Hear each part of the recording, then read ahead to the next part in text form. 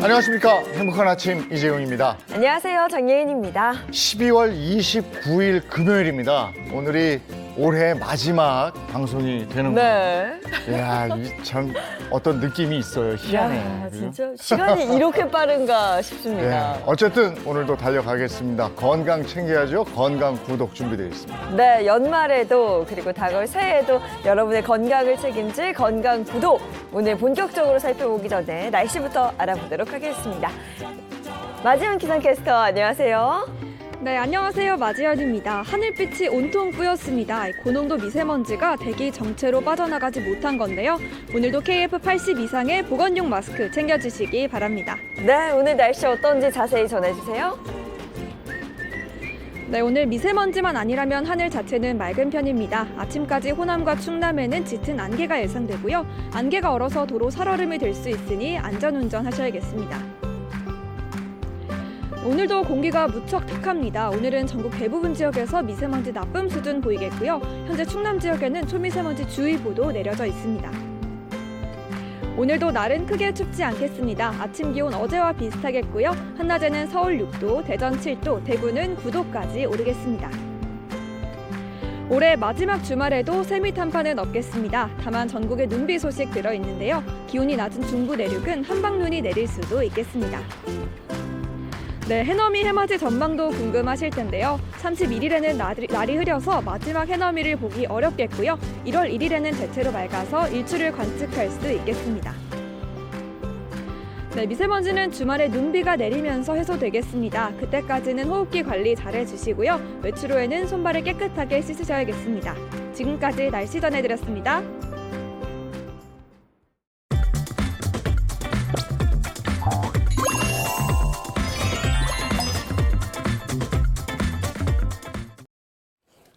네, 화제 이슈를 발빠르게 전해드리는 모닝 브리핑 순서입니다. 이고은 변호사와 함께합니다. 어서 오세요. 안녕하세요. 네, 첫 번째 이슈부터 전해주시죠. 네, 첫 번째 이슈 협박범 정체입니다. 이 마약 투약 혐의로 경찰 조사를 받던 이성균 씨가 지난 27일 극단적인 선택으로 세상을 떠났습니다. 하루가 지난 28일 그간 이성균 씨를 협박해온 이 협박범이 20대 여성이 구속 실질 심사에 출석을 했습니다. 네, 협박범이 언론의 모습을 드러낸 건 이번이 처음이라고 알고 있는데요. 네. 자세한 내용을 좀 짚어주시죠. 네, 인천지방법원에서는요, 어제 오후 2시 반부터 배우 이성균 씨를 협박했던 이 20대 협박범에 대한 구속영장 실질심사를 진행했습니다. 당초 A씨는요, 먼저 이 사전 구속영장이 청구돼서 지난 26일 오후에 이 구속 실질심사를 받도록 그렇게 예정이 되어 있었습니다. 그런데 돌연 불출석해서 행방이 묘연해졌고요. 결국 경찰이 구인장을 집행해서 그의 신병을 확보하게 됐습니다. 경찰차에서 내린 A씨 지금 화면 보시면 아기를 안고 내리는 모습이 확인이 되는데요. 경찰은 한동안 이 협박범의 신원을 파악하지 못하다가 이 수사를 통해서 2달여 만에 협박범 A씨가 유흥업소 실장 B씨의 윗집에 사는 지인이다라는 사실을 밝혀냈습니다. 네, 협박범의 정체 파악에 시간이 오래 걸린 이유가 뭡니까? 그 이유는요, 이 유흥업소 실장 B씨의 진술 때문이었습니다. 이 실장 B씨는 내가 이 협박범이란 텔레그램으로 얘기를 했기 때문에 협박범의 정체를 모른다. 그리고 나 또한 이 협박범으로부터 협박을 받고 있다. 이렇게 진술해 왔기 때문에 경찰이 이 협박범을 찾는데 난항을 겪어왔었는데요. 경찰은 이 두 사람, A씨와 이 B씨, 실장 B씨가 공범일 가능성도 있지만 이 협박범 A씨의 독자적인 범행의 가능성까지도 여러 가지 가능성을 열어두고 수사를 통해서 밝히겠다. 이런 입장을 밝혔습니다. 네, 수사 결과는 앞으로 또 지켜봐야 될 것 같은데요. 어제 메신저 내역이 공개가 됐어요? 네, 그렇습니다. 다름 아닌 나는 이성균과 함께 마약을 했다라고 진술했던 유흥업소 실장 이 B씨가 자신의 지인들과 나눈 이 모바일 메신저 내역이 한 매체를 통해서 일부 공개가 됐는데요. 보도에 따르면 이 실장 B씨는 본인이 본인 역할, 해킹범 역할, 협박범 역할 1인 탐력을 해가면서 그렇게 이 씨를 협박해 왔던 것으로 그렇게 밝혀졌습니다. 그리고 이성균 씨한테는 뭐라고 얘기했냐면 핸드폰을 해킹당해서 오빠랑 나는 문자 음성을 폭로하려고 한다라면서 돈으로 이 협박범을 막아야 된다. 이렇게 해서 이성균 씨를 압박해 왔던 것으로 그렇게 밝혀졌는데요. 심지어는 지인에게 이성균 씨에 대해서 조롱까지 하면서 돈을 괄치하려 계획했던 정황까지 이 대화 내용을 통해서 밝혀졌습니다. 이 씨는 실제로 지난 9월 이 실장 B 씨에게 3억 원가량을 건넨 것으로 알려졌습니다. 예, 이제 그럼 앞으로 수사는 어떻게 되는 겁니까? 네, 일단은 그 협박범 어제 구속영장 실질심사 받았잖아요. 법원에서는 도망할 우려 인정된다라면서 20대 여성 B 씨에 대해서 구속영장 발부했습니다. 또 유흥업소 실장으로 알려진 B 씨는 이미 마약류관리법 위반으로 구속 기소가 돼서 현재 인천지법에서 재판을 받고 있고요. 한편 이성균 씨는 그동안 이 마약류관리법 위반 혐의로 계속해서 경찰 조사를 받아왔습니다. 앞서 경찰은 이성균 씨가 빨대를 이용해서 어떤 약물을 흡입하는 것을 봤다라는 이 실장 B 씨의 진술을 토대로 해서 이 씨를 소환해서 3차례가량 조사를 진행을 했었는데요. 이에 대해서 이성균 씨 계속해서 억울하다라는 입장을 표명을 했고 심지어 사망하기 바로 전날에는 변호인에게 억울하다면서 의견서를 통해서 거짓말 탐지기 요청까지 했습니다. 하지만 이 피의자 신분이었던 배우 이성균 씨가 사망하면서 이성균 씨가 피의자로 입건된 마약류관리법 위반 사건은 공소권 없음으로 종결될 그런 예정입니다. 네, 뭐 앞으로의 수사는 좀 더 지켜봐야 할 것 같고요. 그리고 이성균 씨의 고인의 유서가 또 공개되기도 했죠. 네, 그렇습니다. 한 매체를 통해서 배우 이성균 씨의 유서가 일부 공개가 됐는데요. 이 배우 이성균 씨는 자신의 아내인 배우 전혜진 씨에게 이것밖에 방법이 없는 것 같다라는 메시지를 남겼다고 하고요. 소속사 대표에게는 광고와 영화 위약금에 대한 이 부담감을 언급하면서 미안하다라는 취지의 메모 형식의 그런 유서를 남긴 것으로 알려졌습니다. 한편 고인이 숨지기 하루 전 이 특정 유튜브 채널에서는요. 사생활이 담긴 통화 녹음을 무분별하게 공개해서 악의적 영상이다라는 비판이 쏟아지는 상황인데요. 현재 일부 매체나 유튜버들이 고인의 자택이나 이 장례식까지 기습적으로 찾아와서 소란이 빚어지는 그런 일이 있었다고 합니다. 따라서 소속사 측에서는 고인의 마지막 가는 길을 추모할 수 있도록 도와달라라면서 거듭 요청하기도 했습니다. 지금까지도 저러고 있군요. 그러니까 고 이성균 씨 사건 터지자마자 보도 행태에 대한 지적이 지금 쑥쑥 나오고 있어요. 네. 석 달 동안 2,800여 건에 달하는 보도가 쏟아져 나왔습니다. 그래서 지금 카더라 뉴스, 또 조회수 올리기에 급급한 뉴스, 여기에 대한 지적들이 나오고 있습니다. 근데 지금 또 반짝하고 또 이 사건이 또 지난 다음에는 이런 얘기 또 들어갈 거란 말이에요. 네. 또 이럴 거란 말이에요. 그렇죠. 여기에 대한 생각들 제발 좀 했으면 좋겠습니다. 자, 다음 이슈 전해주시죠. 네, 두 번째 이슈 유튜버 빙판입니다. 한 유튜버가요 몰래 카메라를 촬영하기 위해서 멀쩡한 아스팔트를 빙판길로 바꿨고 이로 인해서 시민들이 다쳐서 논란이 되고 있습니다. 야, 이거 정말 아니죠. 개인적인 영상 제작을 위해서 멀쩡한 길을 빙판길로 만든 후에 뭐 촬영을 한 것 같은데 그로 인해서 정말 아무 문제 없는 그냥 네. 길을 걷던 시민을 다치게 했던 거예요? 네, 말도 안 되는 사건이죠. 이 사건이 어떻게 공개가 됐냐? 지난 27일 한 온라인 커뮤니티에 유튜브 몰카 촬영 때문에 사람이 죽을 뻔했다라는 제목의 글이 올라왔습니다. 글쓴이 C씨는 아내가 빙판길에서 넘어져 발목을 다쳐서 깁스를 하게 됐다라며 말문을 열었는데요. 처음엔 단순한 사고인 줄 알았는데 사고 전날 20대 2명이 그 구역에 일부러 물을 뿌리는 장면이 CCTV에 포착됐다는 얘기를 경찰로부터 듣게 됩니다. 그런데 황당하게도 이들이 물을 뿌린 이유가 빙판길을 만들어서요. 사람들이 미끄러지는 장면을 몰래 촬영하기 위해서였다고 하는데요. 이들이 고의로 만든 빙판길 때문에 이 글쓴이 C씨의 아내를 포함해서 총 6명의 무고한 시민이 다쳤다고 합니다.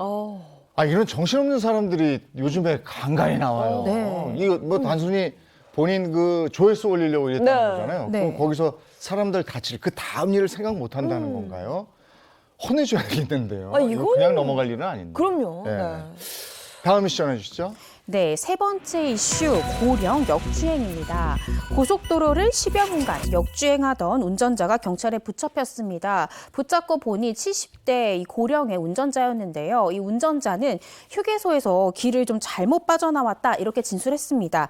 자칫 큰 사고로 빠질 뻔한 아찔한 순간이었습니다. 네. 전 이 영상을 봤는데 정말 아찔하더라고요. 만약에 나였으면 어땠을까 이런 생각이 들 정도로 무서운 영상이었습니다. 근데 이게 뭐 길을 잘못 빠져나와서 역주행을 하게 됐다 이런 얘기예요? 네, 그게 이제 운전자의 진술인데요. 어제 저녁 7시 50분쯤 발생한 사건입니다. 이 순천 완주고속도로 완주 방향 황전휴게소 인근에서 승용차가 역주행하고 있다라는 신고가 접수가 됐는데요. 현장 영상을 보시면 이 정면 충돌 직전에 다른 차량이 이 간신히 차선을 바꿔서 아슬아슬하게 비껴가거나 또 반대 방향에서 오는 화물 트럭이 급히 방향을 틀어서 피하는 등의 아찔한 상황이 담겨 있습니다.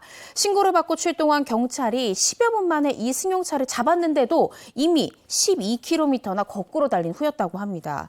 77세 남성 운전자 이 피의자는요, 이 휴게소에서 나오면서 길을 잘못 들었다 이렇게 진술했던 것으로 알려졌는데 이 사건 외에도 같은 날 인천에서는 70대 남성이 몰던 승용차가 후진을 하다가 그대로 주유소로 돌진한 그런 사고도 있었습니다. 이 사고로 30대 여성이 차에 치여서 병원으로 옮겨졌는데요. 다행히도 생명에는 큰 지장은 없는 것으로 알려졌습니다. 예, 고령 운전자 교통사고에 대한 소식을 저희가 왕왕 들어요. 네. 근데 이 자신이 없으면 운전대 잡으시면 안 되거든요. 네. 그리고 이거 면허 반납하는 제도가 또 있어요. 네. 그러니까 확실하게 안전한 고령 운전자 가이드라인 그리고 실천 정해져야 되겠습니다. 다음 이슈 전해주시죠. 네, 네 번째 이슈, 이 세 캔 9,000원입니다. 퇴근 후에 맥주 한잔 하시는 분들한테 좀 애석한 소식을 좀 전해야 되겠습니다.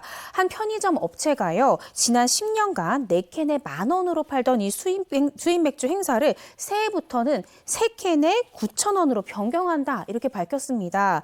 이제 편의점에서 맥주 구입할 때 10,000원이면 4캔이다, 이런 공식 아닌 공식이 깨질 것 같습니다. 네. 편의점에서 맥주 산다고 하면 그 4캔에 10,000원 있잖아. 네. 그거 사와라는 말을 참 많이 했었는데 네. 이제는 3캔으로 줄었다는 거예요? 네, 그렇습니다. 오. 이 편의점 업체가 이러한 이 한 10,000원에 4캔 수입 맥주 행사를 했던 게 지난 2014년부터라고 합니다.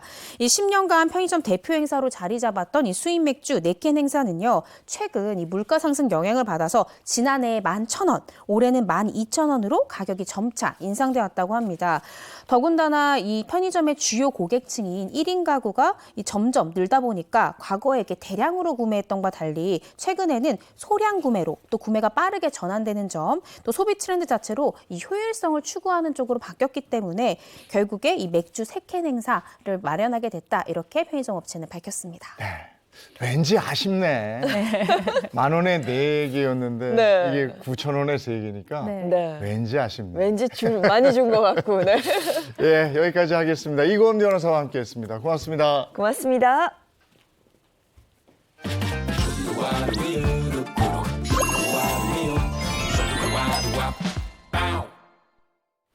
건강을 지키기 위해서 우리가 염두에 둬야 되는 것들이 몇 가지가 있죠. 그러니까 뭐 유전적인 거, 환경적인 것들도 있고 생활 습관도 있을 것이고, 그리고 또 하나가 보건 의료적인 환경이라고 합니다. 네. 근데 그 중에서 내가 지금 당장 할 수 있는 건 생활 습관을 좀 그렇죠. 고치는 게 아닌가라는 네. 생각이 듭니다. 생활 습관과 보건 의료적인 도움을 드리도록 하겠습니다. 닥터 하우스 만나보시죠. 내 몸을 위한 건강 노하우 닥터하우스에서 전해드릴게요. 안녕하세요, MC 정수입니다.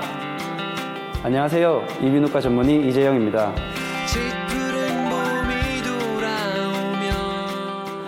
이정수님, 여기 물 한 잔 하시죠. 아, 네네. 요즘 날씨가 건조해가지고 물을 자주 마셔야 돼요. 네. 이렇게 물이 막힘없이 흐르는 걸 보면 속이 시원하고 기분이 좋지 않습니까? 그런데 만약 시도 때도 없이 콧물이 이렇게 흐른다면 어떨까요? 콧물이 이렇게 흐르면 안 되는데, 그러고 보니까 감기 걸렸을 때 콧물 나고 그러면 코도 풀고 이렇게 자꾸 닦다 보면 헐기도 하고 너무 아픈데요. 그게 바로 이 질환의 신호일 수도 있는데요. 그래서 오늘의 주제는 바로 콧물이 물처럼 흘러요. 비염입니다. 일단 비염이 뭔지 알아봐야겠는데요.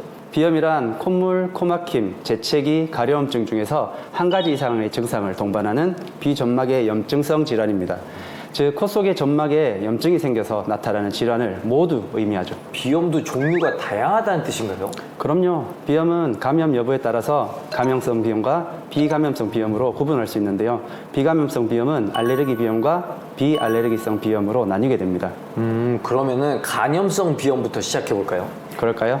우선 감염성 비염은 흔히 코감기라고 말하는 바이러스성 질환입니다. 주로 춥고 건조한 날씨, 영양 부족, 스트레스, 면역 기능이 떨어지면 생기게 되고요. 대부분 다른 환자의 재채기나 기침을 통해 전파되지만 때로는 입맞춤이나 음식, 손을 통해서 직접 전파되기도 합니다. 비감염성 비염 중에 가장 흔한 것은 알레르기 비염인데요. 알레르기성 비염은 특정 물질에 대한 과민 반응으로 나타납니다. 그러고 보니까 제 주변에도 그 알레르기성 비염을 앓는 분들이 꽤 많은 것 같더라고요. 네, 맞습니다. 실제로 가장 흔한데요. 평균적으로 1년에 500만 명이 넘는 인구가 알레르기성 비염으로 병원을 찾고 있습니다. 병원을 내원하지 않는 환자들까지 합치면 그 숫자는 더 많다고 볼 수 있겠습니다.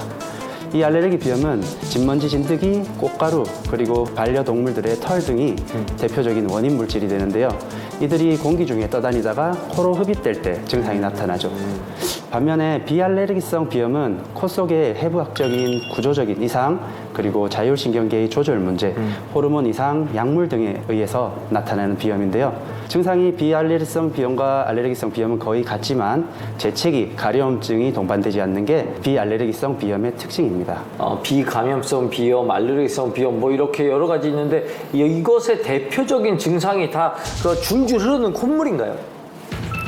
맞습니다. 아, 맞나요? 예, 대체로 이게 투명하면서 맑은 콧물이 흐르지만 감염이 있을 때는 누런 코가 난다, 녹색 코가 난다 이렇게 말씀을 하시는데 보통 이를 보고 화농성 콧물이라고 합니다. 또 코막힘도 흔한 증상 중에 하나인데요. 보통 알레르기 비염 같은 경우에는 좌우가 교대로 막히고 심한 경우에는 양쪽 코가 모두 막히고 입을 통해서 호흡하는 구호흡 증상도 나타나게 됩니다. 이외에도 눈물, 두통, 발작적인 재채기 등의 증상이 나타날 수 있죠. 염증이 심할 경우에는 우리가 음식을 먹어도 맛을 잘 못 느끼거나 음식 냄새를 맡지 못하거나 심한 경우에는 후각 소실이 일어나기도 합니다. 감기와 비염은 다른 거잖아요. 증상이 비슷해서 헷갈리더라고요. 그렇죠. 네, 다른 질환이라고 볼 수 있습니다. 이것도 그림 카드 드리겠습니다. 감기는 우리가 보통 바이러스에 의해서, 감기 바이러스에 의해서 감염이 되고 짧게는 3, 4일, 길게는 일주일에서 열흘 정도 지나면 증상이 거의 낫게 되고 몸속의 바이러스도 소실이 됩니다. 반면에 비염은 증상이 수시로 재발되고 주기적으로 반복되는 특징이 있는데요. 따라서 감기와 비슷한 증상이 2주 이상 지속되거나 반복된다면 비염을 의심해 볼 수 있습니다. 그럼 콧물이 시도 때도 없이 흐르고 막히면 정말 당황스럽잖아요. 이건 치료를 어떻게 합니까? 비염은 원인이 매우 다양하기 때문에 병원에 내원하셔서 정확한 원인을 먼저 파악해 보는 게 우선이고요.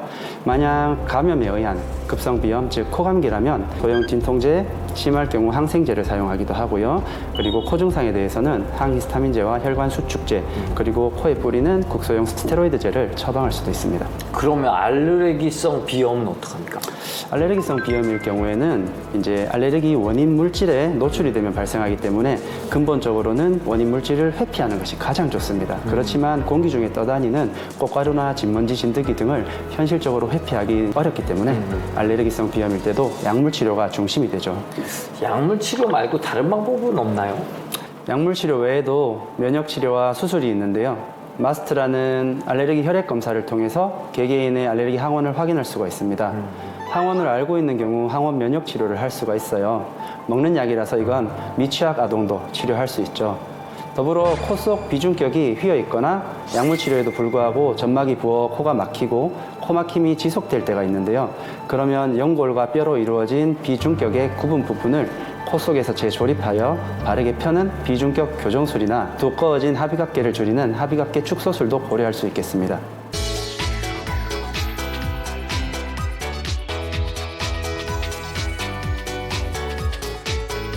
네, 오늘 비염의 치료 방법, 예방법까지 정확하게 알려주신 이지영 선생님 고맙습니다. 고맙습니다. 지금 여러분은 건강 노하우를 전해드리는 닥터하우스를 시청하고 계시고요. 이번에는 정형외과 선생님을 모셨습니다. 안녕하세요. 정형외과 전문의 이길령입니다. 이정수님, 평소 허리 아프신 적 있나요? 아, 평상시에 그냥 조금 아프긴 하지만 그냥 그게 뭐 대수인가 싶고 그냥 그런가 보다 합니다. 안 돼요. 다른 건 몰라도 허리 통증은 가볍게 보아서는 안 됩니다. 특히 척추 건강은 말이죠. 그래서 오늘의 주제, 젊다고 안심하지 마라. 허리 디스크 대 척추관 협착증입니다. 두 가지 질환이 근데 다른 질환인가요? 그렇습니다. 허리 디스크와 척추관 협착증은 둘 다 척추뼈 뒤쪽에 신경이 눌려서 나오는 질환이라 증상이 비슷해 이정수님처럼 혼동하기 쉬운데요. 두 질환 모두 허리 통증과 함께 다리 저림이 나타나고 보행에 지장을 주죠.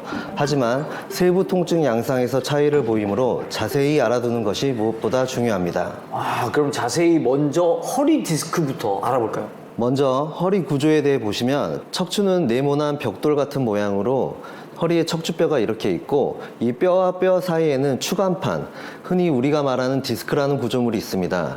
이 디스크는 젤리처럼 말랑말랑한데 뼈와 뼈 사이에 완충작용, 용수철 같은 역할을 해주고 연고리 역할을 하게 됩니다.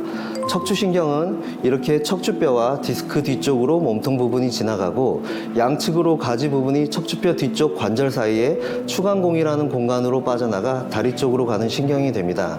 흔하게 디스크라고 말하는 추간판이 뒤쪽으로 돌출되어 척추신경을 압박하여 통증을 유발하는 질환인 거죠. 그러면 어떤 증상을 보이는 겁니까?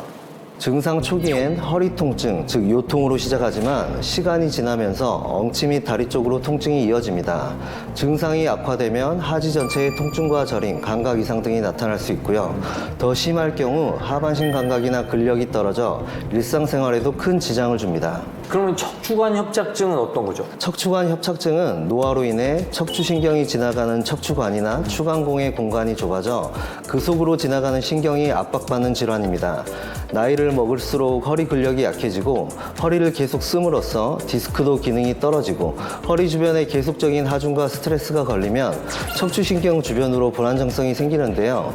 우리 몸에서는 어떻게든 이런 허리를 안정화시키기 위해서 보상작용으로 척추뼈 뒤쪽 인대와 뼈가 두꺼워져 척추신경이 지나는 통로가 좁아집니다. 이 부분은 그 디스크와 비슷한 듯 싶은데요. 맞습니다. 디스크와 마찬가지로 척추신경이 눌리기 때문에 비슷한 증상이 나올 수 있습니다. 지속적으로 신경이 눌리면서 다리 쪽으로 쥐가 자주 나고 허리 디스크와 달리 허리를 구부리면 통증이 호전되며 피면 통증이 심해져 특징적으로 오래 걷지를 못합니다. 하지만 허리 디스크는 주로 허리를 굽혔을 때 디스크 압력이 올라가서 뒤쪽에 신경을 누르므로 통증이 심해지고 오히려 서서 걸을 때 허리 근육이 긴장함으로써 디스크 압력이 빠지게 되어 통증이 완화됩니다. 누우면 디스크 압력이 안 올라가니 통증이 완화되고요. 아, 그럼에도 불구하고 참 많은 분들이 그냥 두면 낫겠거니 하고 그냥 둔단 말이에요. 허리 디스크나 척추관 협착증이 그냥 둬도 낫습니까? 허리 디스크나 척추관 협착증을 방치를 하면 척추신경의 혈액 공급이 줄거나 완전히 막히게 되는데요. 이 같은 상태가 오랫동안 지속되면 신경이 점점 변성이 되고 손상되어 나중에 신경 주변을 넓혀줘도 회복이 오래 걸리거나 덜 되는 경우가 있습니다. 그래서 환자들마다 치료에 대한 결과가 다를 수 있는 거죠. 제가 담당하던 40대 남성 환자분의 경우 허리 통증으로 내원하셨는데요. 요통만 있을 때 관리 없이 계속 방치하여 결국 신경을 압박하게 되었죠. 또 다른 60대 남성 환자분의 경우 20년 전부터 허리 통증이 있었음에도 계속해서 방치하다가 불과 3달 전 양쪽 다리가 저리고 쥐가 나는 등 심한 통증이 있어서 내원하셨는데요. 신경 뒤쪽으로 인대와 뼈가 두꺼워져 거의 신경이 보이지 않을 정도로 압박된 심한 척추관 협착증 상태로까지 악화하셨죠. 그러면 이게 치료를 해야 될 텐데 허리 디스크나 척추관 협착증 어떤 식으로 치료할 수 있어요? 무조건 수술해야 되는 겁니까? 꼭 그렇지는 않습니다. 두 질환 모두 초기에 발견하면 적절한 약물 치료나 도수 치료, 생활 습관 개선 등 보존적인 치료만으로도 호전이 가능하니까요. 그러나 장기간 보존적 치료에도 효과가 없거나 일상생활에 지장을 줄 정도로 통증이 심하다면 적절한 시술 또는 수술적 치료가 권장됩니다. 시술이나 수술은 어떤 방식으로 진행되나요? 비수술적 치료이자 대표적인 척추 시술 치료법에는 신경 성형술이 있습니다. 특수한 기능을 가진 가늘고 긴 관을 척추 경막 외곽을 통해 압박된 신경 근처까지 접근시킨 후 유착 조직을 벗겨내고 염증 완화 약물을 주입하는 방식이죠. 쉽게 말해서 신경이 좁아진 병변 부위로 약물을 주입해서 통증을 잡는 시술인데요. 척추관 자체는 넓히지를 못하기 때문에 디스크나 협착증 초기, 붓기, 염증, 통증을 개선을 목적으로 해볼 수 있는 치료 방법입니다. 만약에 이미 많이 진행이 됐거나 신경이 심하게 눌린 경우는 어떻게 하나요? 이런 경우는 척추 내시경 수술을 할 수 있습니다. 한 개 또는 두 개의 구멍을 뚫어 초고화질 내시경으로 신경 압박 부위에 최대한 가까이 접근해 실시간으로 영상으로 보면서 통증을 유발하는 원인을 직접 제거하는 치료 방식이죠.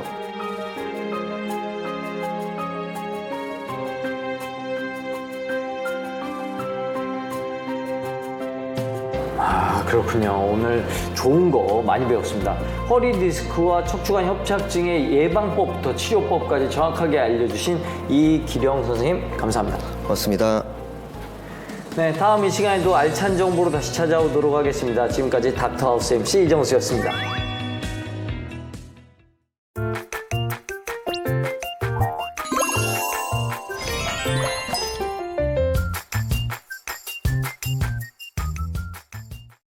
네, 본격적으로 건강 챙겨보겠습니다. 건강 구독 시작합니다. 네, 건강 구독 주치의 선생님들부터 소개해드리겠습니다. 김대환 혈관내과 전문의, 한지민 내과 전문의입니다. 안녕하세요. 안녕하세요. 보세요. 네, 그리고 모선 한의학 박사도 함께합니다. 어서 오세요. 안녕하세요. 요즘에는 그래도 조금 으슬으슬한 정도지만 네. 요 며칠 전에는 엄청 추웠어요. 너무 그러니까 아침에 방송하러 나올 때 오돌오돌 떨면서 나오고 했는데 야, 겨울이구나 싶더라고요. 맞아요. 일단 겨울이 되면 어둡잖아요. 네. 눈이 잘 안 떠집니다. 그리고 괜히 더 피곤한 것 같고 딱 현관문 딱 열면 그 찬 공기 확 오잖아요. 맞아요. 네. 너무 추워요. 힘듭니다. 그러니까 겨울이 돼서 어두울 때 출근해서 우리는 방송하는 거잖아요. 네. 어떨 땐 서글프다. 너무 어두워서. 네. 근데 추워서 이렇게 움츠려들고 겨울에 환자들 보면 이렇게 움츠려들거나 겨울을 느끼는 그런 환자들 대할 때가 많으시죠? 아, 네, 맞습니다. 저는 이제 혈관외과 의사로 이제 혈관 수술을 많이 하다 보니까 특히 이제 투석하시는 분들의 투석 혈관을 많이 다루는데 이 혈관이 겨울 되면 막혀서 오시는 분들도 굉장히 많습니다. 그래서 겨울에는 확실히 혈관이 좀 수축이 되고 움츠러드는구나라고 생각이 드는데 그것뿐 아니라 낙상해서 팔이나 다리가 다쳐가지고 2차적으로 오시는 분들도 꽤 많아요. 겨울이 되면 확실히 좀 몸이 움츠러드는 건 사실인 것 같습니다. 네. 그리고 한지민 선생님 내과 전문의신데 겨울에 뭐 제일 바쁠 때고. 그렇죠. 실제로 환자가 많아요? 네, 그럼요. 겨울에는 지금 요즘에는 특히 그 감기 그리고 고열을 동반한 독감도 정말 많습니다. 요즘 독감이 참 유행이고요. 그리고 이제 우리들 다 밀린 숙제 있잖아요. 12월까지 해야 되는 검진. 그게 네. 이제 다들 지금 숙제하시느라고 네. 그게 조금 바쁩니다. 죄송한 표현입니다만 대목이시군요. 그렇죠. 아, 어쩐지 요즘 눈이 다 괭하시고 네, 늘 바쁘시고 근데 미루다가 연말에 몰아서 하는 사람들 많아요. 네. 우리 예인 MC도 어제 건강검진 하려다가 어제 우리 먹는 코너가 있어가지고 미뤄가지고 안 했거든요. 이 모습 요리 못 참죠. 근데 그 환자들 대하면은 확실히 겨울을 느끼는 게 있잖아요. 네, 맞습니다. 우리 한의원 같은 경우도 겨울만 되면 어찌됐든 보약의 수요가 늘어날 수밖에 없습니다. 일단 겨울이 되면 아까 말씀해 주신 것처럼 감기라든가 독감 환자분들이 늘어나다 보니까 면역력이 떨어졌다 생각하시고 오셔서 뭐 약을 짓는다거나 또 한의원 하면 사실 침구 치료, 뭐 부항 들어, 찜질하러들 많이 오시게 되잖아요. 이제 한의원에서 이제 근육 풀러 오는 환자분들이 많기 때문에 어저께 사실 예인 MC님 네. 뭐 이제 건강검진 미뤘다고 하셨잖아요. 저도 어떻게 하다 보니까 미루다 보니 맞아. 그렇죠. 저 역시도 아직 건강검진 숙제를 못 끝냈습니다. 못 끝내지 않을까 싶어요. 네, 이제 며칠 안 남아서. 음력으로 하셔야죠. 네. 근데 저는 특히 겨울에 이제 한의원에 가면 그렇게 좋아요. 왜냐면 따뜻하고 찜질을 해주니까 막 몸이 나른해지고 더 좋더라고요. 네, 맞습니다. 한의원 치료에 구할은 찜질이 한다라는 얘기가 있는데 사실 찜질이 뭐 특별한 어떤 뭐 기구가 필요한 것도 아니고 집에서도 간단히 할 수 있다 보니까 이게 뭐 어떤 치료 효과가 그렇게 큰가라고들 많이 생각하시는데요. 사실 찜질이 아닌 우리 의원에서는 이걸 온열요법이라고 얘기를 합니다. 이 온열요법은 이제 말 그대로 환부에 대해서 근육이 이렇게 경직돼 있는 것들을 이완시켜주고 말 그대로 이렇게 잘 안 움직이던 거를 이 하루에물 계속 좀 움직일 수 있게끔 팽창을 시켜주는 역할을 해줄 수 있기 때문에 치료 효과가 아주 큰 요법이기도 하고요. 그 순간 혈관이 확장이 되면서 혈액순환도 잘 되게 해주거든요. 사실 이 찜질은 아주 예전부터 좋은 치료법으로서 아주 유명한 좋은 치료법이 되겠습니다. 그럼 따뜻하게 해주면은 치료 효과가 있다. 그럼 반대로 생각하면 추운 겨울날에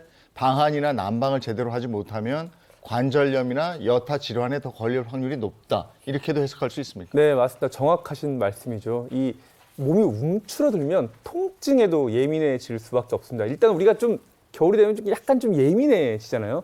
관절도 적절한 순환이 되지 않으면서 통증에 예민해질 뿐더러 잘 붓죠. 그리고 딱딱하게 굳었기 때문에 관절에 손상이 쉽게 오는 이런 전반적인 관절염 증상이 심해지는 게 사실입니다. 그렇기 때문에 겨울이 되면 적절하게 순환을 하면서 내 몸을 보호하는 이 치료가 꼭 필요하죠.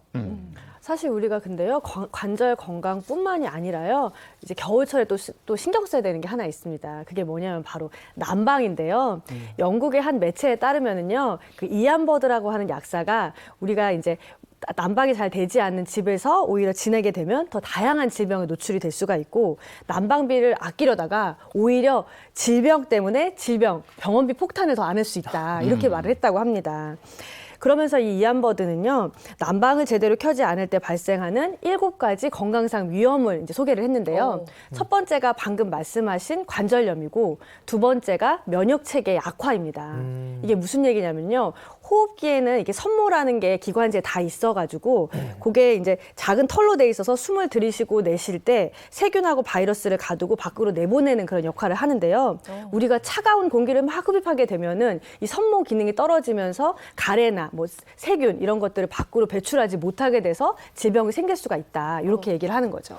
사실 뭐 겨울에는 보일러 틀면 되지 이렇게 생각하시는 분들도 많을 텐데 요금 인상으로 인해서 난방비 걱정하시는 분들 굉장히 많거든요. 그래서 절약하시느라고 보일러를 잘 안 트시는 분들도 주변에 꽤 있습니다. 근데 지금 얘기 들어보니까 난방비 아끼려다가 병원비, 진료비 폭탄을 맞는다. 이렇게 하셨으니까. 네. 그리고 이게 추운 실내에서 지내게 될 경우에 찾아오는 7가지 질환 그러셨잖아요. 네. 2가지는 좀 알려줬어요. 관절염하고 면역체계 약화였는데 나머지는 어떤 게 있습니까? 네, 이 난방을 제대로 하지 않아서 너무 추운 곳에 있다 보면 혈압이 급격하게 상승을 할 수가 있습니다.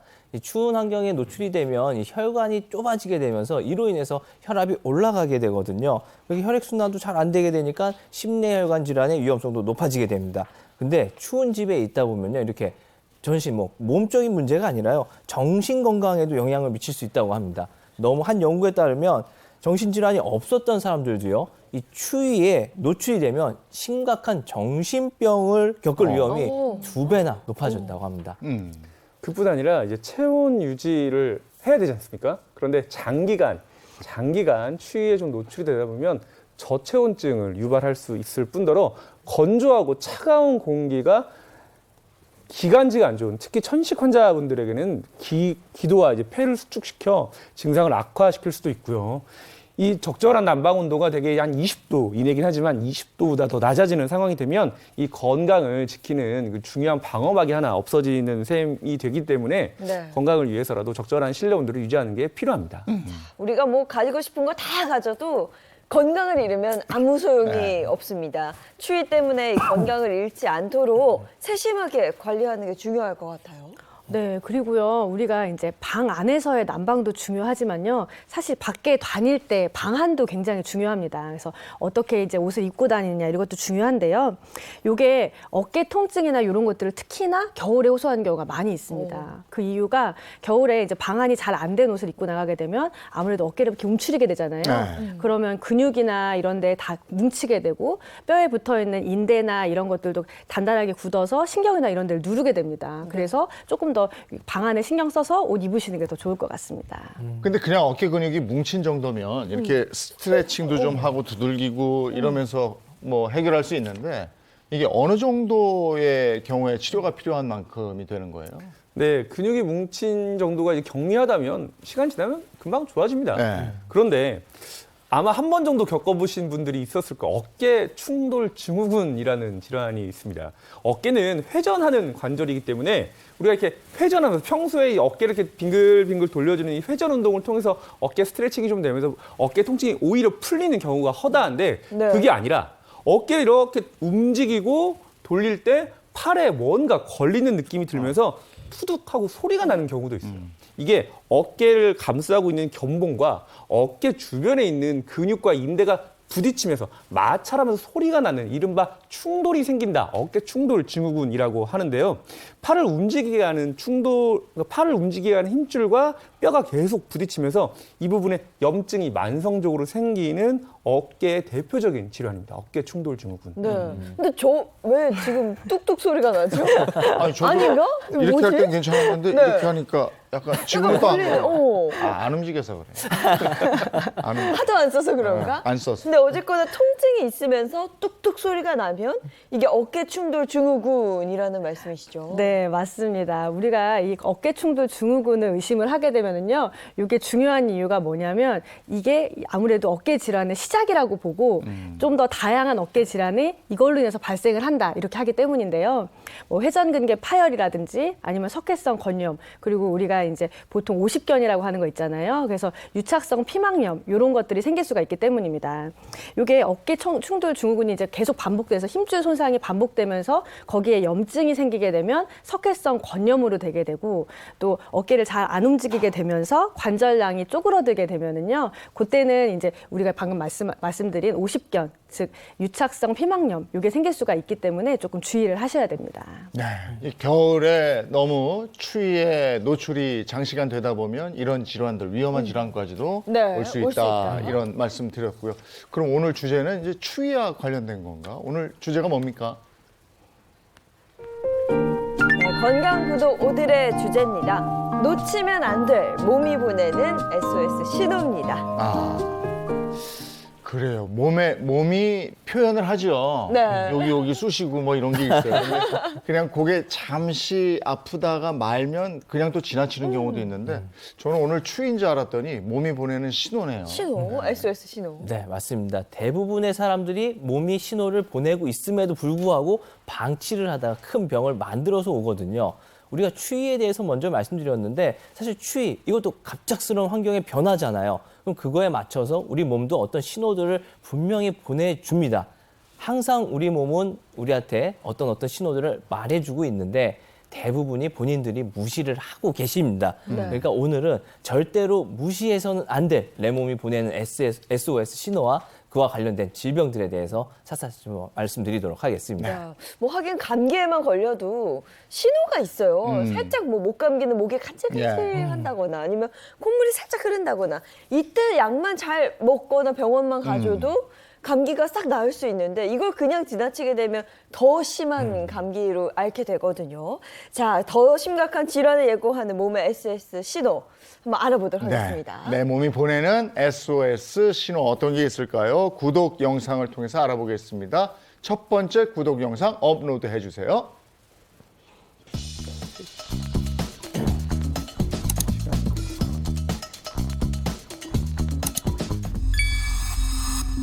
손발 저림. 네. 저도 가끔 손이 저릴 때가 있는데 저 그냥 지나가거든요, 사실 저는. 그렇죠.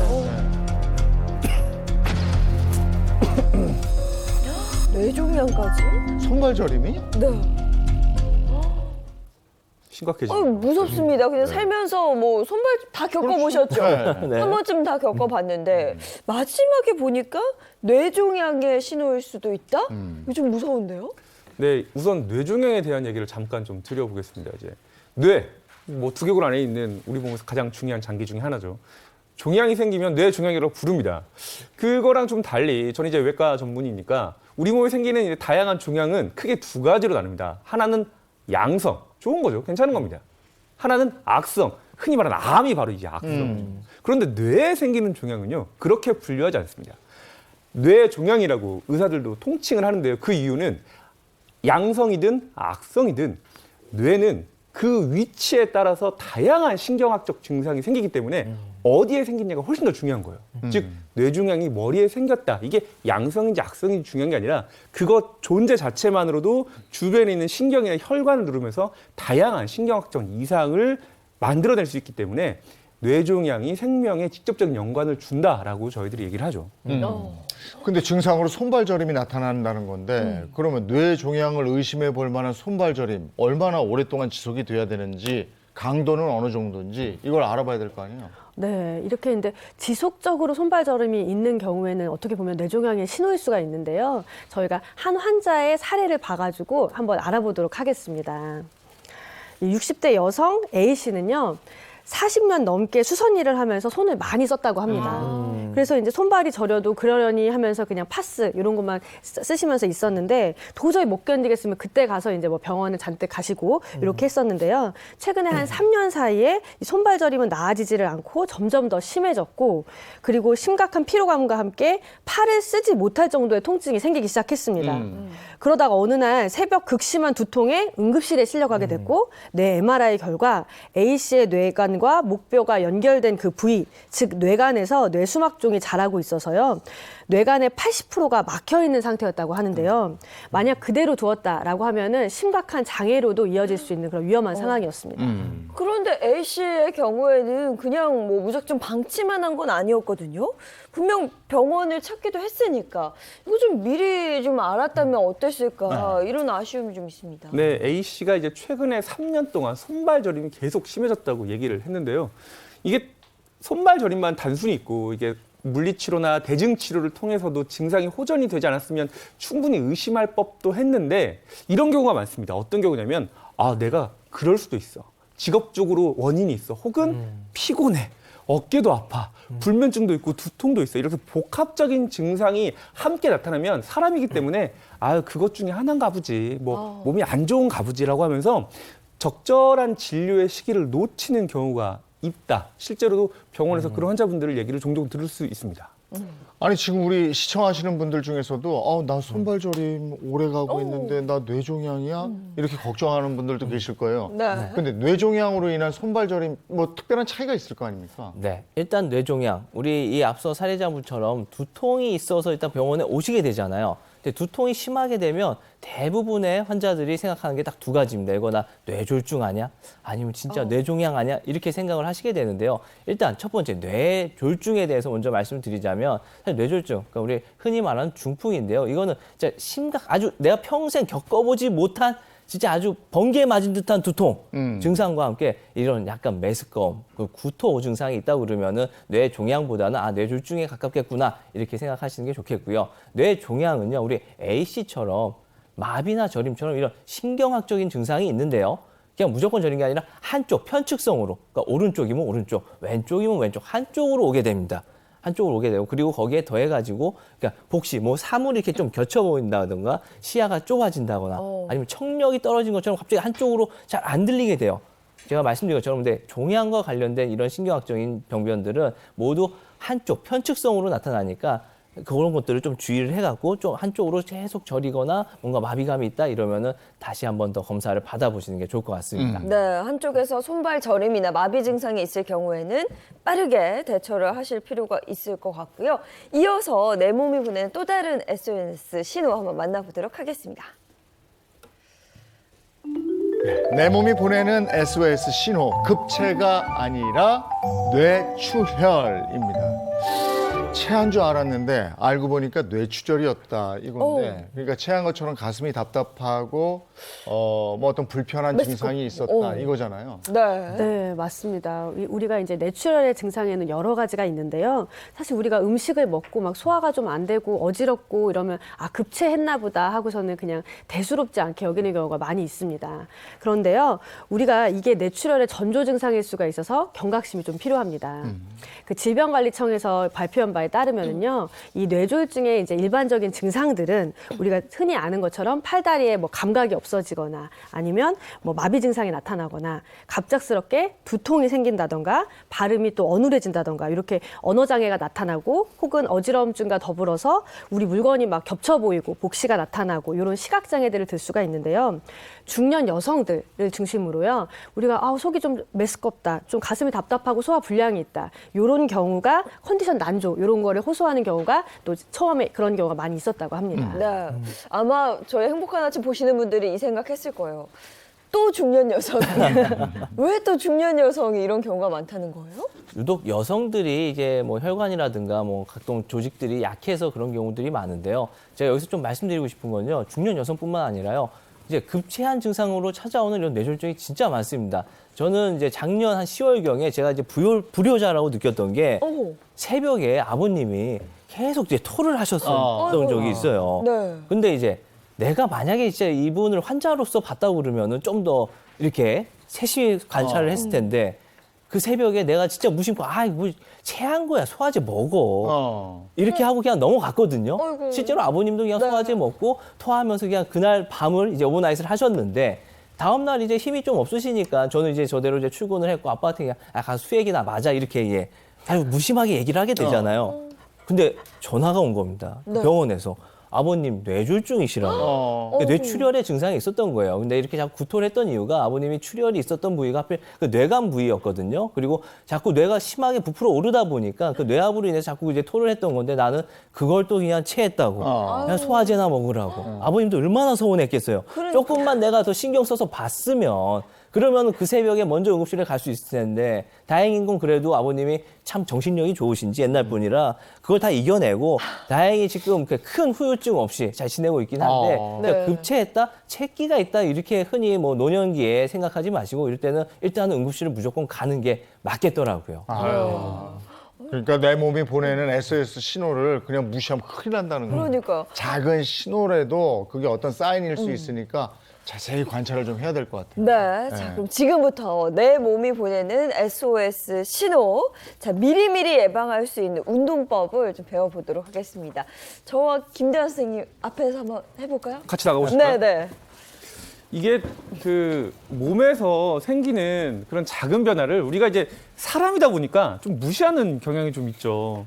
근데 사람이니까 어쩔 수 없고 그건 어쩔 수 없고 네. 뭐라도 예방을 좀 해야겠죠. 자, 겨울철에 집에 밖에 이제 나가기도 좀 어렵고 몸이 좀 움츠러들 수밖에 없어서 실내에서 할 수 있는 이제 간단한 운동을 준비를 했습니다. 준비물 하나 있어요. 준비물은 짠! 집에 수건. 누구나 가지고 있죠. 수건을 준비를 했는데요. 네. 쉽게 할 수 있고 저도 실은 이 운동을 굉장히 좋아해서 저는 샤워 끝나고 자주 합니다. 혼자서.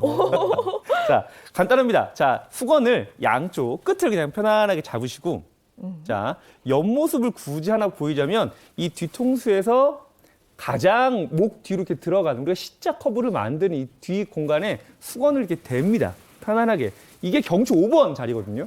경추 5번이 목 수건 뒤에 걸리면 네. 이 상태에서 천천히 수건을 앞쪽으로 이렇게 당겨 주시는데 머리를 이렇게 누르면 안 되고요. 목을 살짝 뒤로 당겨주면서 팔은 팔대로 이렇게 당겨주는 간단한 스트레칭인데 이게 조금 힘이 가해진다라고 했을 때 고개를 살짝만 위로 이렇게 하시면 안 돼. 이렇게 하시면 절대 안 됩니다. 고개를 살짝만 위로 하면서 한 10초 정도 긴장을 유지했다가 이렇게 풀어주고 다시 C자 커브를 만들어주면서 이게 턱에 힘을 살짝 주면서 이렇게 뒤로 몸을 던져야 됩니다. 이렇게 허리도 꼿꼿이 펴주시고요. 앉아서 하는 것도 좋은데 저는 이제 샤워 끝나고 1분 정도 이렇게 몸을 좀 말리면서 이걸 하는데 이게 굉장히 혈액순환에도 도움이 많이 되고 몸에 이제 긴장이 좀 확실히 이완이 되는 그런 효과가 있습니다. 해보시니까 어때요? 저는 지금 해보니까 제가 생각보다 이 목이나 어깨에 뭔가 긴장을 많이 한다는 걸 느꼈어요. 너무 편하고 시원하고 이거 다 해보셨으면 좋겠을 정도로 이게 눈이 이게 되게 좋은데요? 눈이 좀 쨍하고 맑아지는 느낌도 있어요. 실제로. 맞아요. 여기 이렇게 해서 그리고 포인트는 목을 많이 목을 많이 이렇게 뒤로 하는 게 아니라 목을 살짝만 하고 목 전체와 수건이 서로 싸운다는 느낌으로, 당긴다는 느낌으로 하는 게 너무 좋습니다. 와. 이 다음에 이제 네. 어깨를 좀 풀어주면 좀 좋은데요. 우리가 어깨 풀 때 이러잖아요. 방금 했잖아요, 제가. 네. 한번 해볼까 이러잖아요. 비슷합니다. 어깨는 회전하는 근육이라서 어깨 스트레칭에 가장 중요한 건 팔을 이렇게 빙글빙글 돌려주는 게 실은 어깨 근육의 이완에 가장 도움이 되는데요. 어깨와 목 부위의 긴장을 좀 풀어주기 위해서 이 날개뼈라고 그러죠. 날개뼈를 충분히 위로 올린 다음에 이렇게 올린 다음에 네. 툭 하고 떨어지는 요 어깨 날개뼈 스트레칭도 굉장히 좋은데요. 핵심은 어깨뼈가 이 귀에 붙으면 안 돼요. 이렇게 날개뼈가 이렇게 귀에 붙는다는 느낌이 아니라 이 날개뼈를 하늘로 올린다는 느낌으로 하늘로 이렇게 이게 정확히 말하면 날개뼈가 이렇게 로테이션 되는 느낌이거든요. 이렇게 회전을 하는 거예요. 하늘로 올라가는 게 아니라 어깨뼈가 이렇게 회전하는 느낌이라서 이렇게 해서 하늘로 이렇게 해서 회전한다는 느낌으로 해서 천천히 내리는.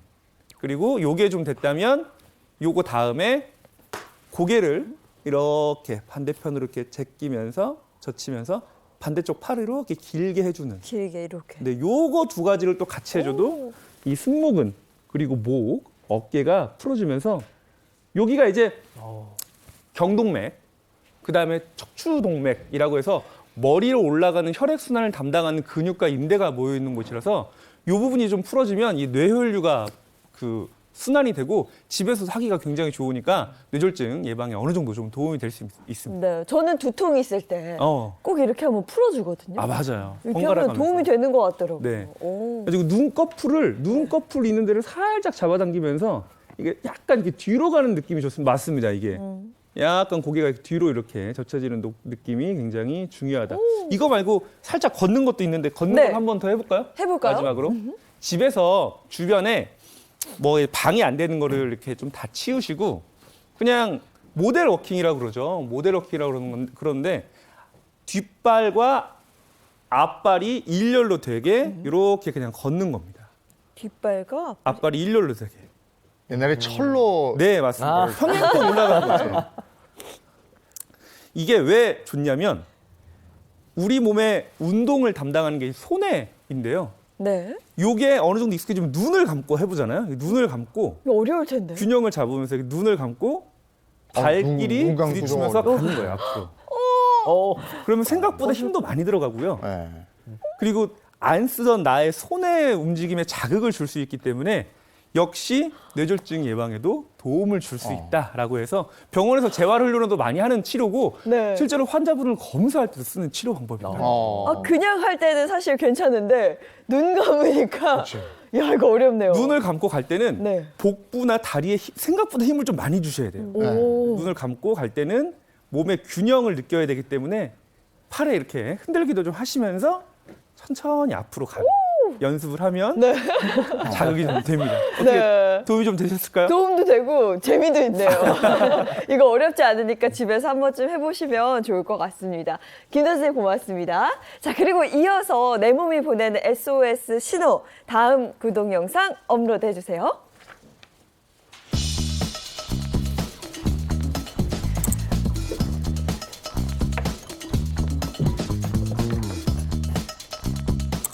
지금 이 순간 나만의 길 당신이 나를 버리고 휴지가 없어요. 심각한 일이네요. 아우, 저기 집이라 다행이지 바뀌면 정말 위급 상황입니다. 아, 맞아. 저 방향이. 아, 맞아요. 네. 걸 때. 집집마다 다르더라고요. 휴지 방향. 아니 휴지 거는 방향에 따라서 식중독 위험이 높아진다? 그럴 수 있나? 식중독하고 저게 관계가 있어요? 이것도 뭐 밥 먹거나 할 때 그럴 때 나올 수 있는 말이고 흔히들 뭐 탕수육 먹을 때 부먹이냐 찍먹이냐만큼 그 방향 가지고 좀 논쟁이 항상 있었습니다. 네. 저는 휴지를 그 벽에 붙게 네. 걸거든요. 그래서 물이 좀 근데 벽에 붙으면 가끔 그 샤워하고 이렇게 수증기 차고 이러면 네. 그게 벽에 늘러붙잖아요. 근데 저는 밖으로 하는데. 밖으로? 네. 이게 다 달라요. 이게 뭐가 맞는 건지. 저는 그 뚜껑 자체도 그냥 먼지 덮는 용도라고 생각을 해서 저는- 그렇게 하거든요. 저는 집에서 꼭 이제 휴지를 밖에다, 그러니까 휴지 떨어지는 게 이제 바깥에 네, 하는데 네. 호텔 가시면 꼭 그렇게 걸어놓습니다. 그 이유가 뭐냐면 휴지 덮개가 있잖아요. 네. 이 덮개가 휴지 이렇게 눌러주기 때문에 앞으로 휴지를 떨어뜨리게 걸게 되면 툭 하고 잡아당기면 톡 하고 끊어지고 이런 효과가 있기 때문에 호텔 같은 데 보면 이제 바깥으로 많이들 걸죠, 휴지를. 오. 저도 평생을 살면서 바깥으로 가는 게 맞다라고 생각을 하고 살았는데 네. 방금 우리 이 안에서만 봐도 예인 MC님 어. 안으로 건다고 안으로, 하셨잖아요. 네, 네. 근데 이런 논쟁이요. 그냥 예전부터 계속 되어 왔었다고 합니다. 그냥 동서양을 가리지 않고 이런 논쟁이 계속 있었는데 관련된 재미있는 일화가 있는데 어떤 여성이요. 자신의 SNS에다가 욕실에서 찍은 사진 하나 올렸다고 합니다. 1년 동안 이제 남자들한테 한 20여 건의 20몇 명의 남자들한테 이제 메신저를 받은 거예요. DM을 받았는데 대부분 사실 남자들이 여자한테 뭔가 이 메시지를 보냈다? 그럼 뻔하잖아요. 뭐 같이 밥 먹자, 만나자, 뭐 이런 게 대부분일 텐데 이 여성은요 받은 게 너 휴지 방향 잘못됐다. 휴지와 관련된 이런 메신저를 한 20여 건을 받았다고 합니다. 아니 그거야 뭐 본인 취향 아닌가요? 그걸 밖으로 걸든 안으로 걸든 뭘 그걸 가지고 이게 탕수육을 뭐 찍먹으로 먹든 부먹으로 먹든 뭐 혼합해 먹든 자기 마음이지. 자기 마음이지 뭐. 아니 근데 이게요 정말 논쟁이 그동안 많이 되어 왔다고 하고 그리고 더 신기한 거는 사실 이걸로 많은 연구들이 있다고 합니다. 아, 그래요? 네, 그래서 미국의 한 관계 치료사인 길다 칼이라는 박사가요 이 휴지를 거는 방향에 따라서 사람의 성격을 연구를 했다고 합니다. 그랬더니 대부분의 사람 한 75%의 사람들은 다 바깥쪽으로 이렇게 휴지를 걸었다고 합니다. 그런데 이렇게 바깥쪽으로 거는 사람의 성격의 성향을 조사를 해봤을 때 재밌다. 조금 더 네. 지배적인 성향을 가지고 있다. 오. 지배적이라고. 네, 지배적인 성향을 가지고 있고 그리고 정리정돈 이런 걸 잘하고 또 완벽주의적 성향이 강하고 우리가 조금 더 성취를 위한 그런 삶, 끊임없이 노력하는 삶을 사는 사람이다. 이런 성향을 가지고 있었다고 합니다. 아니 휴지를 거는 방향을 가지고 뭐 이렇게 많이 나와. 지배적인. 뭘 지배적이고 뭐. 선생님들. 에이, 하는 얘기 아니에요. 뭐 안쪽이나 바깥쪽이나. 그러면 안쪽으로 거는 사람은 어떤 성향인 거예요? 네. 안쪽으로 가는 사람. 안쪽으로 거는 사람, 우리 예인 MC님 같은 분들은 네. 종종 이 느긋하고 신뢰할 수 있으며 신뢰할 수 있는 성격을 보이면 탄탄한 기초 위에 구축된 관계를 우선시한다고 합니다. 오호. 네. 이게 과학적인 건 아니고요. 이게 행동학적 심리학에 따른 것이므로 이제 다양한 관점에서 이렇게 볼 수도 있다라고 생각하셔야지 이게 꼭 우리가 바깥쪽으로 거는 사람들이 지배적이다 이런 거는 아닐 것 같습니다. 저게 안정적으로 보이긴 해요. 안쪽으로 있는 게. 네. 그래서 아마 이런 성격이 다 나온 것 같아. 근데 뭐 이 성격 유형 검사는 사실 뭐 재미삼아 해본 거고 무엇보다 핵심은 그 휴지를 거는 그 방향이 식중독에 영향을 그러게. 줄 수 있다고 해서 저는 이게 좀 무서워요. 네, 맞습니다. 이게요, 이제 휴지를 거는 방향에 따라서 식중독의 위험이 있다. 이렇게 얘기를 하면 좀 약간 황당하게 들리실 수 있는데요. 그 이유가 뭐냐면 바로 위생과학 때문입니다. 우리가 이제 바깥쪽으로 걸 때 말고 안쪽으로 걸게 되면은요, 이 휴지를 뜯을 때 이 벽에 손이 닿게 되잖아요. 그러면 첫 번째 사람이 뜯고, 그 다음에 그거 사용하고, 다시 두 번째 사람이 휴지를 뜯을 때 첫 번째 사람이 닿았던 그 벽에 또 손이 닿게 되니까 계속 이렇게 오염과 세균에 노출이 되는 게 연쇄적으로 계속 이어진다. 그렇기 때문에 이게 조금 더 식중독에 걸린 사람이 만약에 손을 딱 닿았다 하면 두 번째 사람, 세 번째 사람으로 계속 연쇄적으로 이게 이제 질병이 이루어질 수가 있다. 이래서 이제 그렇습니다. 아 이게 벽하고 어느 정도 이렇게 붙어 있으니까 네. 그게 이제 오염될 수 있다. 닿을 수 있다는 거죠. 밖으로 이렇게 내놓은 거는 떠 있으니까 그럴 염려가 없다 이거군요. 네. 참 세밀하게 분석돼요. 네, 이게 너무 뭐 과한 거 아니냐 이렇게 말씀할 수 있는데요. 실제로 관련된 사례들이 많이 있었다고 합니다.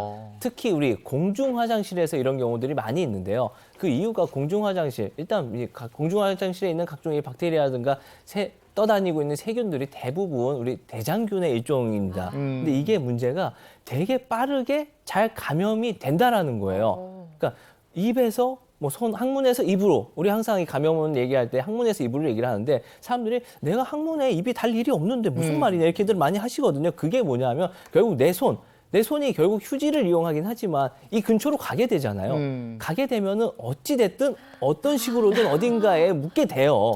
네, 이게 꼭 이렇게 감염이 빠르게 꼭 똥이 묻어서가 아니라 그럴 수 있으니까 항상 휴지를 사용했으면 꼭 손을 씻어 주셔야 되고요. 그렇기 때문에라도 벽에 걸게 되면 아까 우리 한지민 원장님 말씀해 주신 것처럼 이렇게 과정 중에 자꾸 이렇게 감염이 일어날 수 있으니까 항상 좀 휴지를 잘 사용해 주시고 손을 좀 깨끗이 닦아 주셨으면 좋겠다. 네. 이렇게 좀 바람을 제가 말씀드리고 싶습니다. 네, 이게 사소한 습관이거든요. 말씀을 듣고 보니까 주의해야 할 것 같다는 생각이 들고 또 특히 겨울 같은 경우는 여름과 좀 달라요. 식중독 위험이 적다고 생각을 해서 사실 그렇게 뭐 관리를 하거나 딱히 그렇진 않거든요. 네, 겨울에는 확실히 상온의 음식을 놔둬도 이제 상하는 경우가 좀 덜 하니까 에이, 식중독도 안 걸릴 거야라고 많이들 생각하시는데 실제로는 그렇지 않습니다. 이 겨울철에 유독 기승을 부리는 대표적인 식중독 유발하는 바이러스 한 번 정도 다 들어보셔서 아실 텐데 바로 이 노로 바이러스입니다. 노로바이러스는 이제 비세균성 급성 유전염을 일으키는 대표적인 바이러스로서 영하 20도가 돼도 죽지 않고 살아있는 강력한 생존력을 자랑하고 있죠. 네, 이맘때쯤 된 노로바이러스 걸려서 고생했다 이런 분들 얘기 많이 좀 들어보죠. 네, 맞습니다. 우리가 또 이제 김장철 지나가고 나면은요, 굴 드시고 탈난 분들 정말 많죠. 그래서 겨울에 특히 생굴, 회, 그리고 어패류 이런 것들 있잖아요. 이런 걸 먹을 때 노로바이러스 식중독 위험이 높아지기 때문에 주의가 필요합니다. 식중독을 일으키는 식품으로는 첫 번째로는 익히지 않은 이 어패류가 가장 컸고요. 두 번째는 채소류, 그리고 세 번째는 지하수 순이었는데요. 최근 5년 동안 통계를 살펴보면 노로바이러스 식중독은 총 245건이 발생을 했는데 특히 겨울철인 지금 12월부터 이듬해 2월까지 전체의 약 한 42%가 발생을 했다고 하니까 주의가 필요한 부분이 있습니다. 근데 저는 이건 몰랐어요. 노로바이러스가 전염성이 있어요? 네, 노로바이러스의 가장 특이한 점이 바로 장염이나 식중독을 유발할 뿐더러 내가 먹고 주변에 옮길 수 있다는 이 전염성입니다. 이게 워낙 강해서 심지어 같은 일상생활을 공유하는 가족이나 직장, 집단 생활에서는 격리를 따로 해야 되고 수건이나 내가 사용하는 그런 그 유생용품도 좀 나눠서 사용해야 된다라는 걸 권고할 정도로 강력한 전염성을 자랑하고 있는데요. 그 이유가 굉장히 쉽게 달라붙기 때문에 내가 문손잡이를 잡았다든지 수건을 썼다든지 하는 과정에서 쉽게 전염이 될 수 있기 때문에 주기적으로 소독, 락스 같은 염소 소독제의 그런 소독이 필요합니다. 노로바이러스 걸렸을 때는요. 네, 뿐만 아니라요. 우리 어패류 같은 거 있잖아요. 이런 것들은 그 중심부, 식품의 중심부 온도가 85도 정도가 되게 1분 이상 익혀서 완전히 익혀 먹어야 되고요.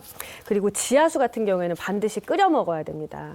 그리고 도마 같은 거 사용할 때요. 우리 육류, 뭐 어패류, 그다음에 채소류 이렇게 따로따로 분리를 해서 사용하시는 걸 더 추천을 드리고 그리고 뿐만 아니라 그런 기구들은 잘 소독을 해서 열탕 소독을 해서 사용을 하는 것을 권고를 드립니다. 그리고 이게 아까 말씀드렸던 것처럼 부착력이 정말 강하기 때문에 손을 씻을 때에도 30초 이상 이런 비누나 이런 걸로 깔끔하게 씻고 나서 다음 요리를 하는 거를 추천을 드립니다. 네, 꼭 기억해 두시고요. 자, 이번에는 모사원 한의학 박사가 준비한 시간 있습니다. 저도 오늘 좀 기대되는 게 제가 귤 굉장히 좋아하거든요. 겨울은 또 귤인데 오늘은 귤로 뭘 하시려나 봐요? 네, 맞습니다. 우리 겨울 되면은 빼먹을 수 없는 간식이죠. 바로 이 귤인데요. 사실 겨울에 진짜 많이 먹지 않나요? 뭐 네. 대부분의 사람들이 집에 뭐 한 박스씩 놔두고 아이, 그럼요. 진짜 네. 피부가 노래질 때까지 먹는다 이런 분들도 계신데요. 사실 귤 까보면 여기 이렇게 하얀 부분들이 있죠. 실 같은 거. 이거 우리 A&MC님 어떻게 하나요? 전 그냥 먹습니다. 어렸을 때는 하나하나 네. 이렇게 떼고 먹었었는데 지금은 그냥 먹어요. 의외인데요. 난 A&MC님이라면 이걸 다 떼고 먹을 줄 알았는데. 근데 사실 진짜 아이들 보면 이거 다 까고 나서 하얀 실 붙어 있으면 이거 다시 다 까달라고 얘기를 하잖아요. 그럼 옆에서 이제 이것까지도 다 까가지고 우리 딸아이한테 먹이긴 했는데 사실 이 하얀 실 이걸 우리가 귤락이라고 합니다. 이 부분을 귤락 그리고 이걸 귤락. 알베도라고도 얘기를 하는데요. 이 귤락은요 사실은 꼭 먹어줘야 되는 부위이기도 합니다. 특히 이 겨울철에 날씨 때문에라도 변비로 고생하시는 분들이 있는데요. 이 귤락은요 딱 봐도 소화가 잘 안 되게 생겼잖아요. 그래서 대장까지 잘 살아가고요. 이런 식이섬유들이 소화가 안 됐기 때문에 계속 대장에 있는 이 숙변들을 밀어주는 역할을 해요. 대장 안에서도 뭔가 덩어리가 있으니까 자꾸 이제 운동성을 더 부여할 거 아니에요. 얘를 밀어내기 위해서. 그러면서 이제 식이섬유가 앞에 있던 뭐 쌓여 있는 숙변들을 가지고 쭉쭉쭉쭉 나가면서 대변을 좀 원활하게 해준다. 우리가 이렇게 얘기를 할 수 있겠고요. 그 다음으로 이 또 귤락에는 헤스페리딘이라는 아주 유익한 성분이 있습니다. 이건 우리 말초혈관의 삼투압을 좋아지게 하고 또 혈관을 좀 탄탄하게 만들어주는 성분이라고 하거든요. 이 헤스페리딘이 들어있으니까 평소 혈관 건강, 또 겨울철이면 특히나 또 혈관 건강을 많이 챙겨주셔야 되는데 뭐 심혈관 질환이 있다거나 어떤 혈관 주의보에 걸려있는 분들은 이 귤락, 알베도를 꼭 챙겨 먹어서 혈관 건강까지도 같이 챙겨주시는 게 좋겠습니다. 저 하얀 거 이름도 오늘 처음 알았어요. 귤락이라고 그러는 거. 네. 그리고 저게 우리 몸에 들어가서 그렇게 유익한 작용을 하네요. 이제 네네. 통째로 다 먹어야 되겠어요. 맞습니다. 그렇기 때문에 될 수 있으면 하얀 상태로 통째로 먹는 게 너무 좋은데요. 네. 근데 문제가 또 귤은 우리가 이제 집에 선물도 받고 내가 사기도 하고 하다 보면 저 밑에 있던 애들이 꼭 다 썩어 있잖아요. 맞아. 맞아요. 네. 아까워. 그리고 또 이게 썩으면 한두 개가 썩으면 얘네들이 옆에 연쇄 반응을 되게 빠르게 일으킵니다. 그래서 한 박스를 다 썩게 만들기도 하는데 그러기 이전에 진짜 이 귤락까지 통째로 다 먹을 수 있는 방법을 제가 알려드리기 위해서 이렇게 앞에 나와 있습니다. 네. 네. 근데 이게 알갱이만 있으면 부드럽다고 특히 아이들 줄 때 하나하나 이렇게 떼서 네. 많이 주는데 이제 그러지 말아야겠습니다. 아이를 또 위해서 배웠어요. 그냥 줘야 돼요. 그냥 통째로. 근데 아이를 위해서 이제 그냥 주면 뭐 MC님도 이미 경험해 보셨겠지만 아이가 속만 먹고요 껍질 다 뱉습니다.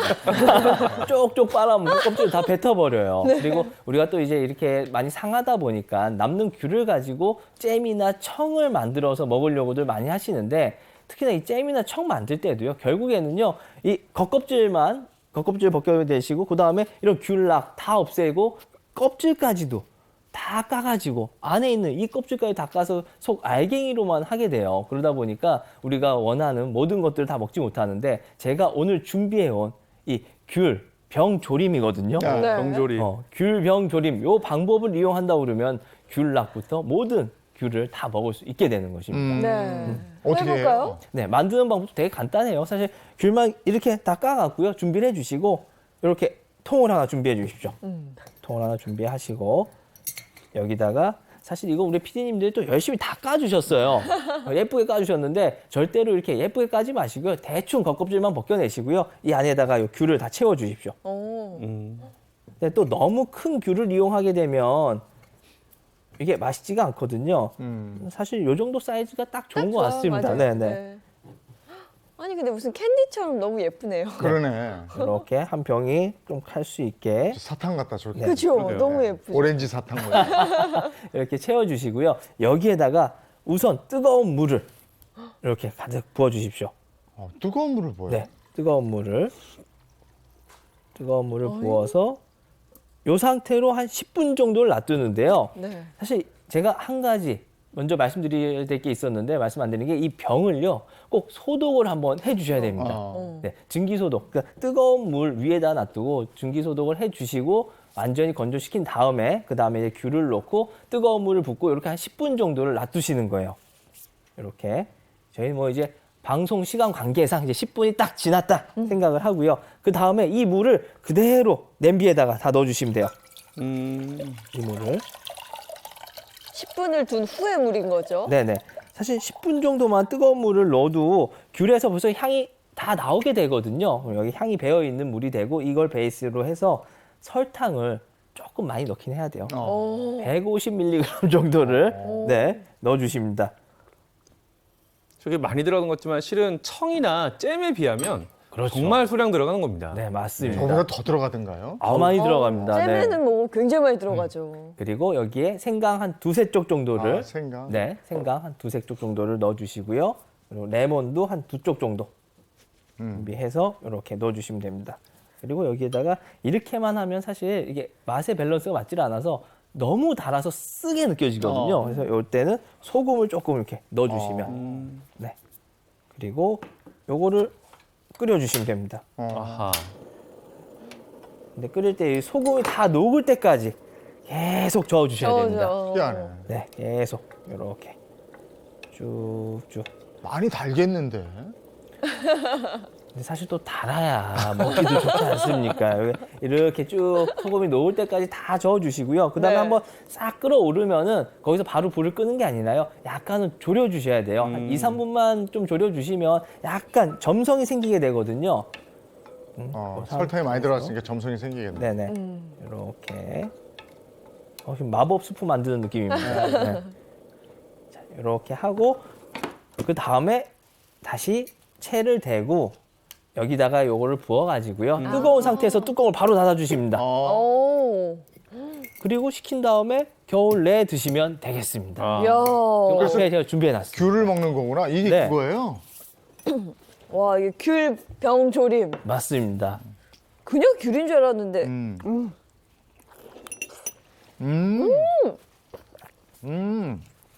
아우, 맛있다. 더 맛있어졌어. 와. 이게 보관이 용이하겠네요. 굉장히. 네, 보관도 용이한데 특히 또 귤 하면 사실 하루에 몇 개를 먹어야 이런 논쟁 되게 많거든요. 네. 우리 건강학적으로 봤을 때는요, 이 귤에 진짜 요 정도 사이즈 되는 귤에서요, 사실 이것도 아니고 한 4분의 3개. 그러니까 귤은 하루에 100g만 먹으면 우리 뭐 영양분 충분히 다 네. 한다고 하니까 그 정도만 알겠습니다. 챙겨서 먹는 게 좋을 것 같습니다. 새로운 맛이에요. 괜찮습니다. 맛있어요. 네. 내 몸이 보내는 SOS 신호에 대해서 알아봤습니다. 그냥 넘기지 마시고 건강 챙기시기 바랍니다. 고맙습니다. 고맙습니다. 행복한 아침 2023년의 마지막 방송 여기까지. 야, 뭔가 아쉽기도 하고 또 여러 가지 감정이 듭니다. 토, 일 지나면 2023년도 마무리가 되는 네. 거잖아요. 2023년 마무리 잘 하시기 바랍니다. 저희는 다음 주 월요일 1월 1일이네요. 네. 아침 7시 30분에 돌아오겠습니다. 2024년에 뵙겠습니다. 행복한 아침, 행복한 하루, 행복한 연휴, 행복한 2024년 맞이하시기 바랍니다. 고맙습니다. 고맙습니다.